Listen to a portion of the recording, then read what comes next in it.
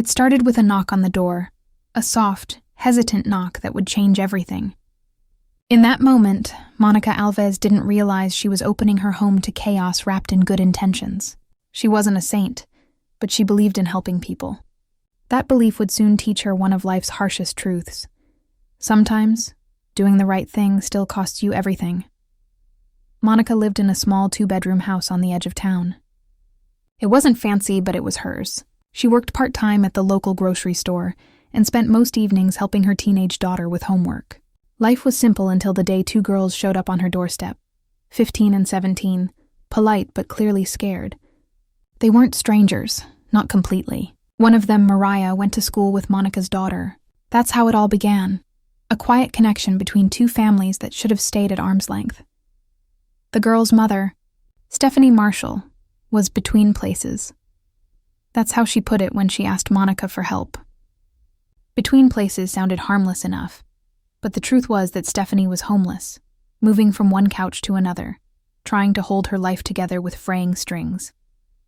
She had no real plan for her daughters, no stable home, and no money to offer.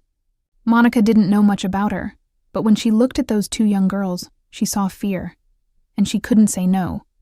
So, in late March of 2014, the girls moved in. They came with little more than their clothes and a few school books. Monica didn't ask for money or favors. She just wanted to help. She told herself it would be temporary, just until Stephanie got back on her feet. Weeks turned into months, and before long, the arrangement began to feel permanent. The girls slipped into her family routine. They ate at her table, watched TV with her daughter, and called her house home. For 5 months, Monica carried the weight of 2 extra lives without complaint. She fed them, made sure they went to school, and covered every cost herself. She never received a cent from Stephanie. Not for food, not for bills, not for anything. All she got from the county was a modest $200 in food stamps spread across those long months. Still, she managed.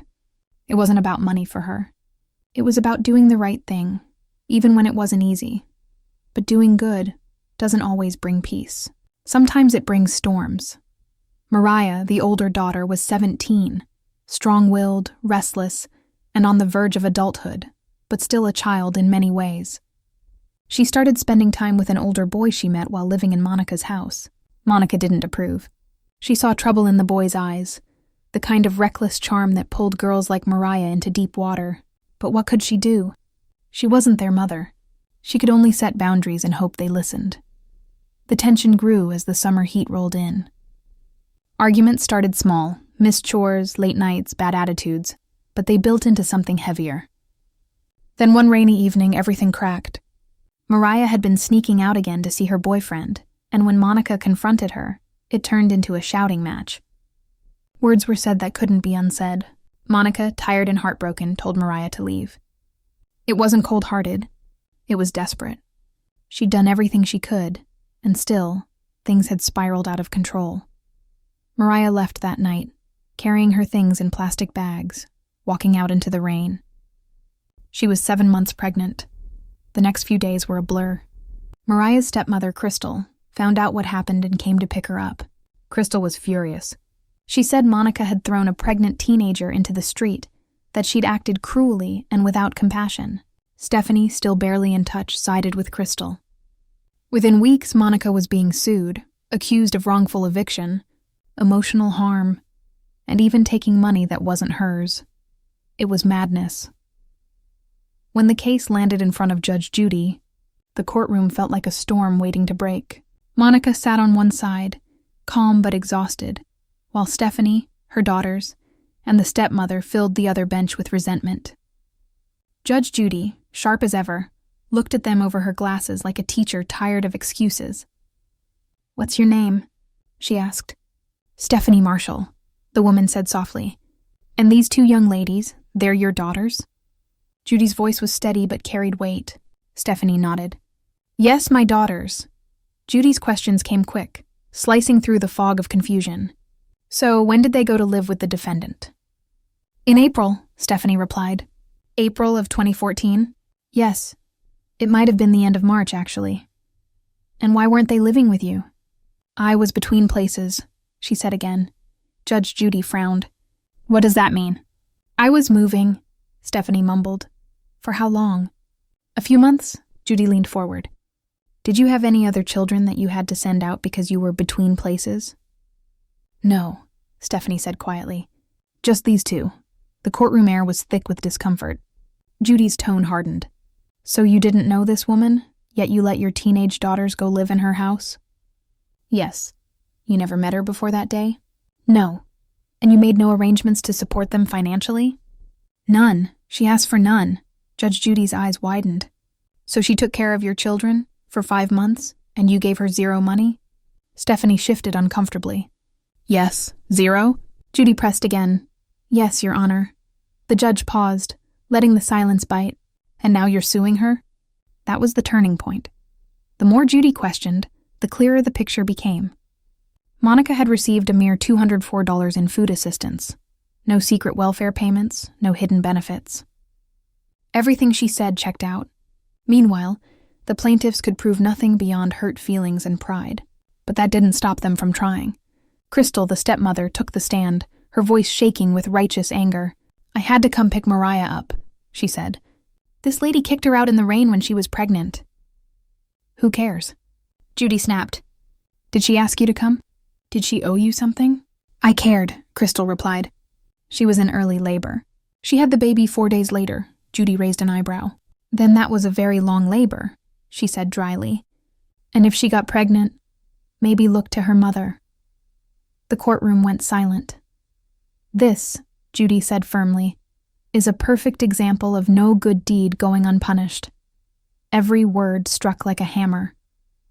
Monica sat still, tears welling in her eyes. For months she'd carried the guilt of that rainy night, questioning if she'd done the right thing. But hearing those words, she felt something shift. It wasn't vindication, it was truth. She had taken in 2 girls out of kindness, given them food, shelter, and care when their own mother couldn't. And in return, she was being dragged through mud. Judge Judy turned to the others. You're suing her for what? For kicking out a 17-year-old who got pregnant and was living in her house, not working, not paying rent, while she spent her own money on food, electricity, and gas. Are you out of your mind? Nobody spoke. Do you have proof she was getting county aid for them? The judge demanded. Any proof at all? They shuffled papers, but there was nothing. Judy didn't even need to see more. You have no case, she said sharply. You should be thanking this woman, not suing her. When she ended the case, her final words echoed through the courtroom. No good deed goes unpunished. Goodbye. It was over in minutes. Outside, the cameras caught the usual post-show reactions. Stephanie looked angry, her daughters embarrassed. Crystal muttered something about injustice. But Monica didn't say much. She just walked out quietly, holding her head high. She wasn't bitter, just tired.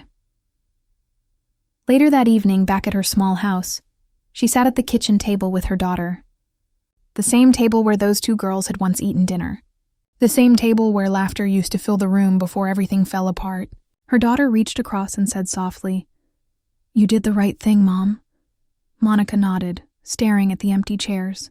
I know, she said, but sometimes doing the right thing hurts.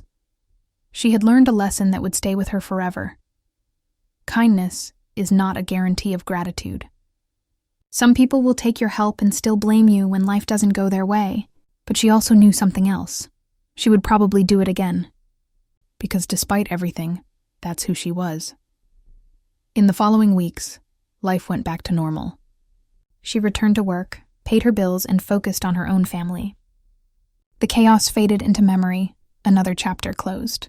Every now and then, she thought of Mariah and her sister, wondered if they were okay, if the baby was healthy, if they ever looked back and realized how much she had done for them. One rainy night months later, Monica drove past the bus stop where she'd first seen the girls waiting with their bags. The rain hit her windshield the same way it had that night she'd let Mariah go. For a moment, she felt the old guilt tug at her heart, but then she remembered Judy's words again. Words that had freed her from that weight. No good deed goes unpunished. It wasn't cynicism, it was understanding. Some people live in a cycle of chaos, and when you step into it, you can't expect to leave untouched. Helping them might cost you, but that doesn't mean it was wrong to try. That's what made Monica different. She didn't stop believing in goodness, even when goodness backfired. The world needed people like her, people willing to open doors, even if the knock on the other side brought trouble. In the end, her story wasn't about lawsuits or judgments. It was about resilience. It was about how compassion can survive even after being betrayed. It was about learning to let go without letting bitterness win. Because sometimes, doing what's right won't make you loved. It won't make you rich. It won't even make you safe. But it will make you human. And that, Monica decided, was enough.